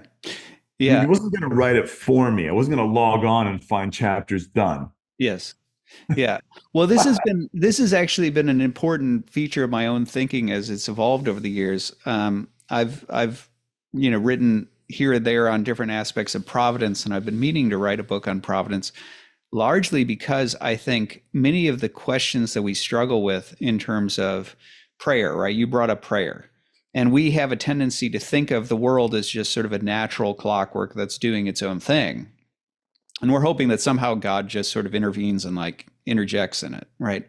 Yeah. As opposed to if you begin to see the world the way the Eastern Fathers do, where all things are not just held up by God, and it's not just certain supernatural deeds, right, that are of God, but every act is infused with divine energy, so that when I'm mirroring God and in you know giving food to a hungry person, or in showing kindness to another person, or loving my kids, or using my gifts, right, whatever they are, that God's energy is the already existing undercurrent. There is no such thing as the me doing that naturally on my own, right? That every act is inherently synergistic. And I think that shift in thinking is rather critical. Um, Hmm. So how does that shift, affect the way you think about the war in Ukraine or something? In other words, is that you're saying that on those big kind of issues that it's, yeah, giving you a new perspective or. Well, I think it's a new, yeah. I mean, part of the way I think, I mean, obviously, taking something like as specific and enormous as that is a tough one to like grab hold of right out of the gate. But Oh, I, we'll do a smaller but one. well, Do a smaller one. but Do. I will say this. So I wrote to we both know him. I won't mention the name, but I remember reaching out to somebody who was having a hard time, and I wrote a letter to him. And this is also published on my Substack, and it was a thought on Providence. And this was another insight from those couple of years following the divorce, which was that so often there's a tendency to cry out to God in difficult times and say, like, God, where are you? Right? With the problem of evil, where are you, God? Right? Whatever the thing is. Yeah.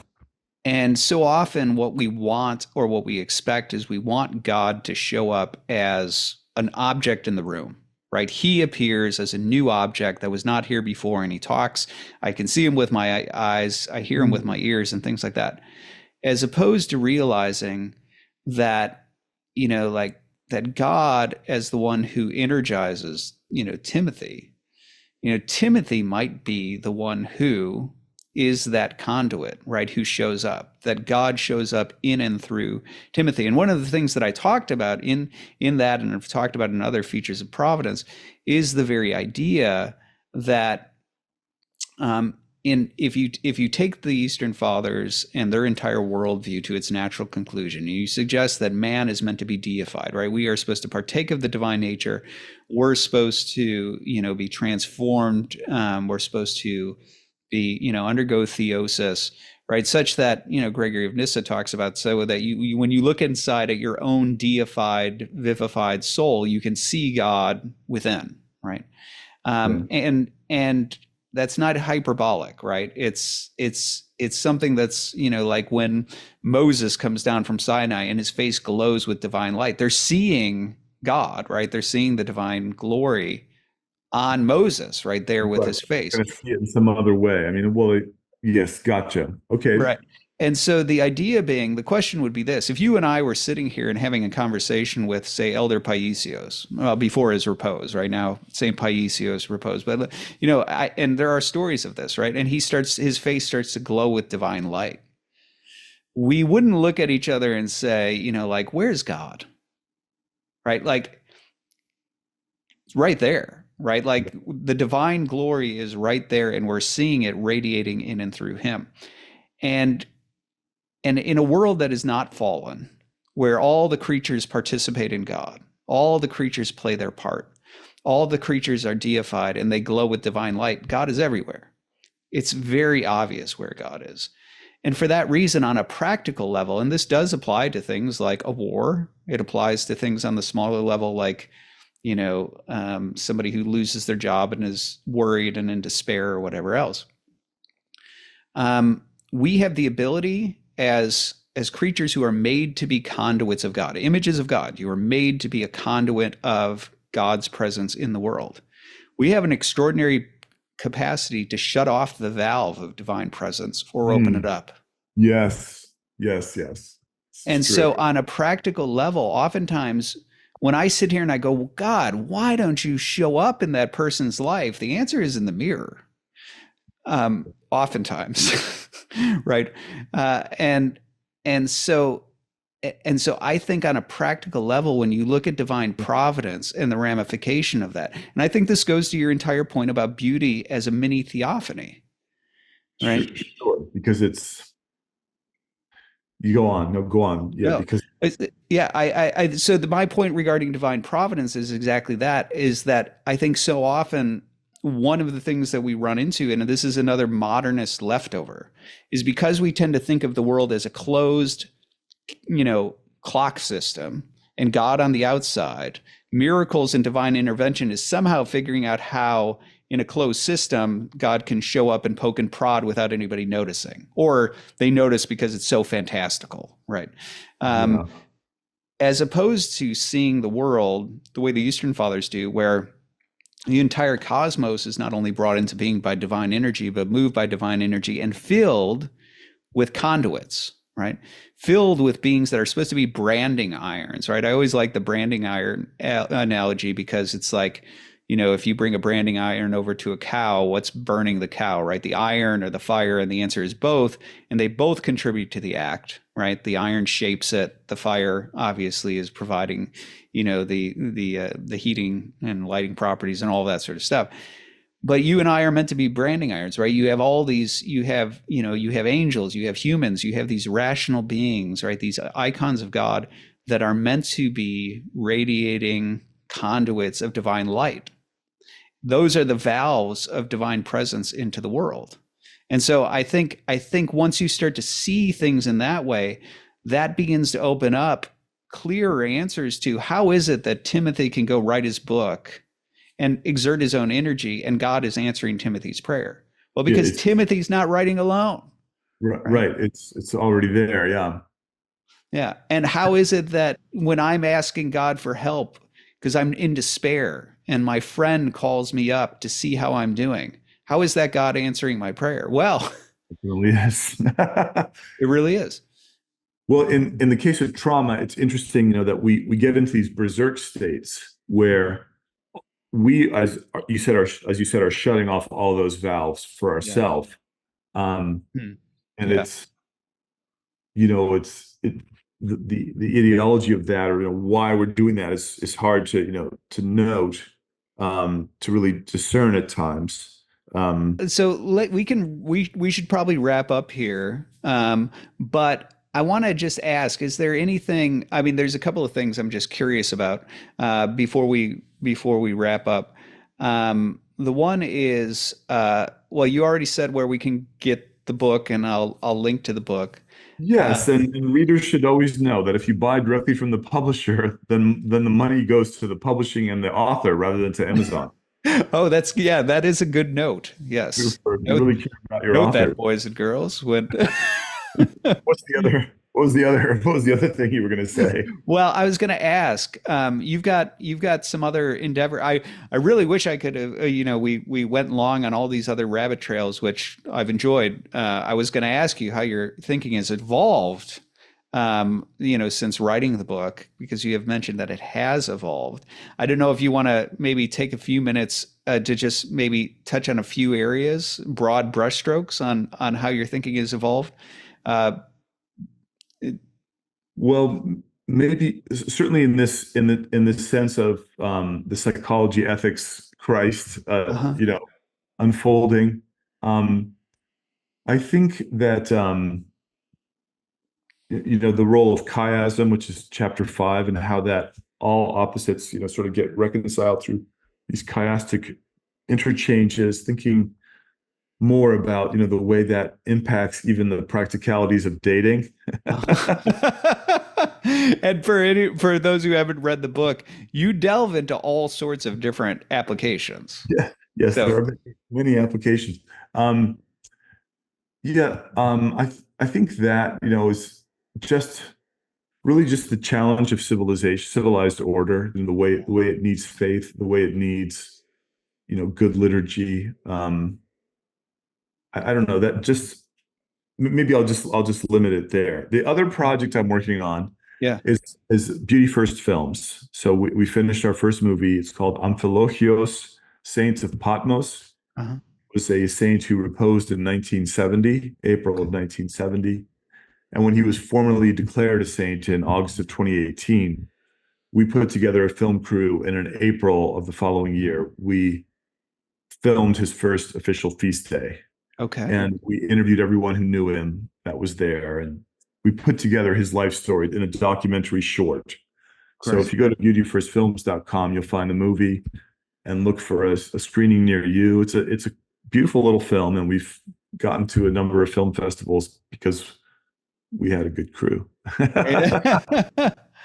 And is Of that course, no, no, no, no, no. Go ahead. You finish up.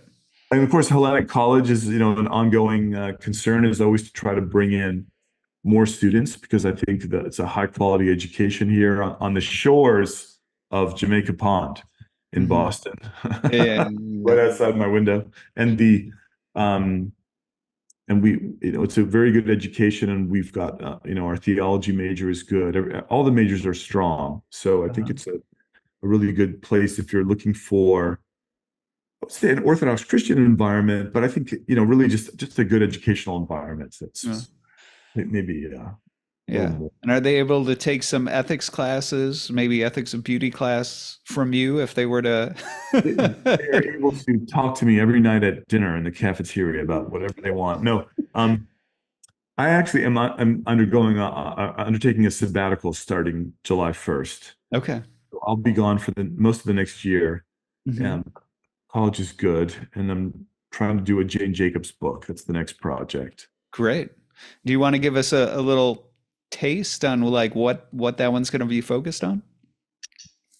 I as I said, I first wrote Jane Jacobs in late 1999, Hmm. with the thesis that she had demonstrated, like, just in a regular secular order, Uh-huh.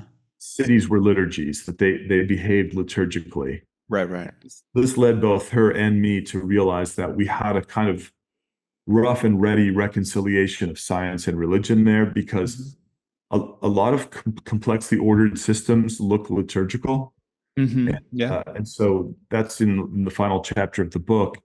But I just wanted to pull together, I think other people have tried and will continue to try, for a long time to come. But I wanted to pull together her writings into kind of one coherent scheme and see if I could kind of repay a debt there because has Right. been such a big influence on me. That's Um, great. That's great. yeah. And are there other film projects that are going to be on the horizon with these filmmakers? We have a second film in post-production about pilgrimage to Jerusalem, and we Okay. filmed it during Holy Week of 2019. So it's not Okay. about Holy Week, but it's in that context. Okay. And of course, things, changed radically since 2019. Sure. And, the pandemic and now the wars. And Right. there's also been, some bad, court cases that have gone against Hmm. the churches, that were really unjust there. And so it's a vexed corner of the world, obviously, Right. Right. Right. Yeah. too many people loving the same place too intensely. Yeah. Yeah. All right. Well, great. Well, Timothy, thank you so much for your time and for the book. And I appreciate you being here with me. Thank you. It seems like we're on the verge of something, though, right? As a civilization and this Mhm. recovery of a sacramental vision. Um, Certainly, I think this Ian McGilchrist work is important. Um, Somehow we're moving in a more sophisticated account of ourselves towards a more sophisticated account of ourselves and our world Right. than we had during that Enlightenment and post-Enlightenment phase. Hmm. Um, I'm really curious to see, where it will all go. Yeah. Well, I'll just say, that one of the things I did that documentary related to the religiously unaffiliated, and I had one of the ways I've characterized some of the trends in the worldview, the burgeoning worldview of those wandering away from religion, was that they're sort of driven more by this sort of intuition rather than analytics sense, Yes. and I don't know that intuition is necessarily the right word, but that's the placeholder word for the fact that they somehow feel the world is a meaningful place. They have spiritual feelings. They have vague senses about what the world is like and what matters and things like that. And they're sort of being more driven by that than the analytic side, which I think is probably also why there's an intense degree of like counseling culture in that, right? Because the sort of if we're doing Sure. the mom and the dad side of that, right? Like Sure. they're sort of more tapped into that. It's a valid mode of cognition, but It is. you kind of do have to come into religion to get it trained properly. Yeah. Yeah. And so Yeah. and that's where I think there's dangers on both sides, right? There's dangers of the highly analytic, sort of almost Kantian type approach to ethics where that has no place. And then there's the danger of unchecked intuitions where you never analyze any of those sort of underlying undercurrents and things like that. And I And it don't summons the demonic. It summons the demonic very easily. Like that's the danger of the beauty first approach. If it's untutored, it summons. There's a movie about that, and it's Johnny Depp is in it, and somebody's making chocolate, but I forget the name. Is it called? Maybe it's called Chocolat or something. Anyway, go on. Yeah, no, I think you're exactly right. And I think, maybe more right than because there's an increased interest in the occult and actually overt toying with the occult because of that impulse.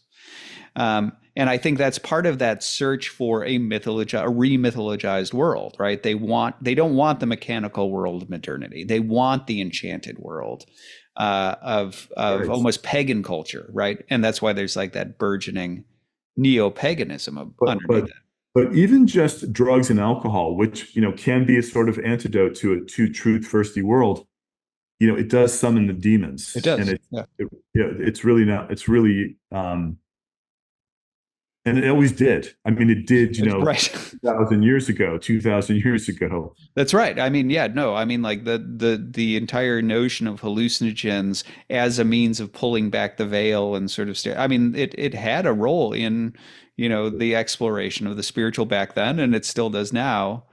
And I think even though, and I think that's become pretty overt, right? People engage in ayahuasca and things like that, trying to sort of go on these sort of psychedelic journeys to open up the mind, open up their soul to see what might Right. come in. Of course, there's risk. You open up that door, Sure.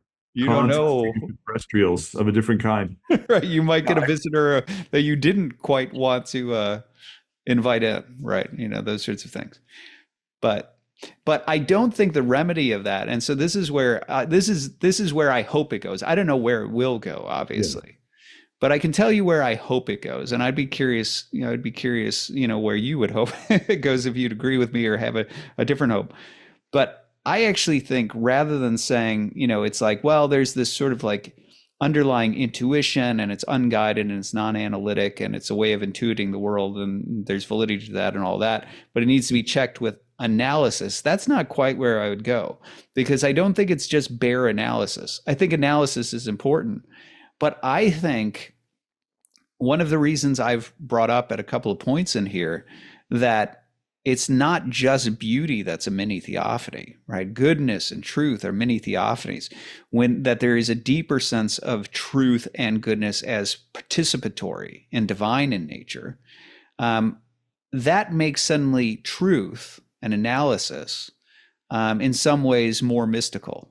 Because if the sort of Platonic impulse is correct, and ultimately our experience of the world, right, our perception of forms, if you're going to use Platonic, you know, language, the ability of our soul to discern, right, our rational spirit to discern those patterns and all the rest.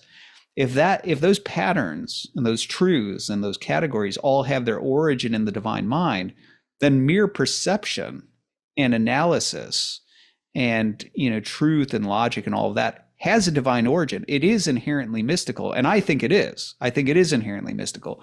So what I think, where I hope it goes, is that these intuitions reawaken the hunger for the re-mythologizing, and at some point the recognition that reason is needed, analysis is needed to provide a rudder, rather than offering like a Kantian analytic sterile form of reason. I hope what emerges is a more Platonic form of obviously Christian. I prefer Eastern Orthodox Christian, but a more Platonic mystical form of analysis that recognizes that the hunger for a mythologized world and the need to analyze are not inherently at odds. Right? That you can look at reason as inherently mystical. If you understand the connection between the rational soul and God, the way the ancients did. That's where I hope it goes. Everyone seems to be hoping for some kind of reconciliation. Hopefully, it will be a reconciliation in Christ Yeah. and not some other spirit.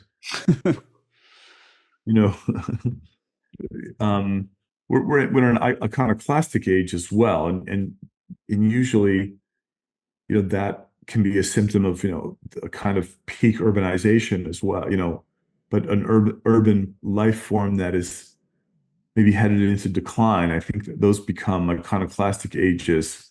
Um, yeah, I don't know, you know, where it's all going to go. Obviously, I mean, it's certainly Orthodox spirituality, you know, is about the Holy Spirit, right? It's like to become a mini Christ, Mm-hmm. someone upon whom the Spirit descends and remains, Mm-hmm. and in Christ, of course. And I think, you know, it also, you know, it's involved with this twofold, you know, this anointing that, you know, it is a twofold anointing. Um, I guess I just pray for a spirit of repentance to come to myself and to my people, whoever Mm-hmm. my people are in the world. Mm-hmm. Um, and we'll just see what God has in store. I don't know. I mean, Yeah. I Yeah. don't, it just seems like a lot of things outside the church just seem so transparently or just so obviously wrong. Like it just seems like that it just cannot work. You know, Mm-hmm. that it's not that. Whereas at least within the church, you do feel like you're beginning to look in a direction where the view is infinite, Yeah. and you're encountering people like the saints who clearly um, one lifetime will not exhaust what you know of them. Right. You know, whereas a path of the occult, or that many people are on here and abroad, Hmm. um, this cannot work. No, it cannot. So Uh, I hope it's a transitional phase. Obviously it is, right? Every phase is transitional, I suppose, in this yeah, world of becoming, but hopefully it's transitioning to something good. I I I think there are a lot of people waking up to the fact that this cannot work, right? Exactly what you're talking about. And they're cannot work. waking up for the Yes. need to move towards something. And that something, what it's going to be, is the big question. So I have my hopes, right? I've laid out what my hopes it Yeah. is, right? And ultimately, Yes. I think Eastern Orthodoxy is, the fulfillment of that. I think that's the fullest form of where I would hope it would go, but we shall see. We shall see. So, This the great recovery joke, that choosing, to abandon your sobriety is like asking a gorilla to dance. Do you know this joke? no, I don't. And then the punchline is, it's fine. It's just remember that the dance won't be over until the gorilla is done dancing with you. And that's all. And so much of atheism and of, well, and then of things like the cult, drugs, all these things. You are asking a gorilla to dance, and Yeah. it is not this. There's no percentage in that. Yeah. Yeah. Well, maybe that's the right note to end on there, Timothy. So thanks Yes. for being with me. It's been great. I'm Nathan Jacobs, and this is the Nathan Jacobs Podcast.